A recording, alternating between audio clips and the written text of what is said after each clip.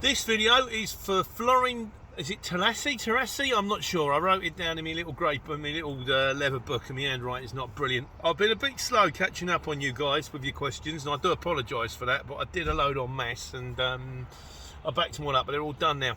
And it's a decent question. It's one we covered before, but sometimes I like to do these videos so there is a specific thing you can go to, because otherwise, if you're new to the channel or you're new to the CX and you don't know what's going on, you want to type in a question and go to the video that answers it. And it's a question that people have asked before, and a mistake that people make when they're joining the CX: do you have to be limited to join the CX? And the answer is no. And in fact, chances are you don't want to be limited to join the CX. The thing is, when I joined the CX, I joined as a sole trader.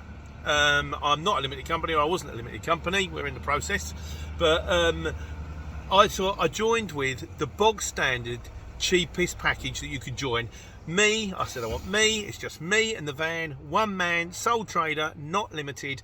That way you will get the cheapest package. If you go in and you say, I want to run with me and my brother, or I want to run as me and then there's the wife and she's going to be in the office, or we're a limited company, then they're going to go, well, you're not a sole trader. You're a business.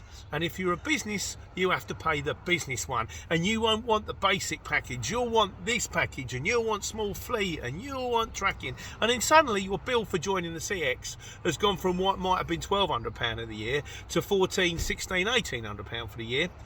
And effectively, you're probably getting the same thing. So what I would always say with these things is, if you are join on the cheapest level that you possibly can. If you not limited, don't worry about don't think, well, I'll get limited first and I'll do this and do that, because then when the business grows, it'll all be in place. That's putting the cart before the horse. What you want to do is you want to go, I want to join at the most basic package possible, and then start running. And then you can figure the rest out later, because you might find out that actually when you're running, actually I don't need this, I'm going to go over there.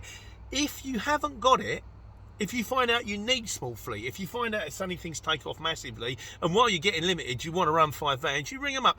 They will upgrade your subscription nice and fast. If you join with everything and you go, right, I've got all this stuff, I bought all this stuff, I don't need it, it's only me in a little van.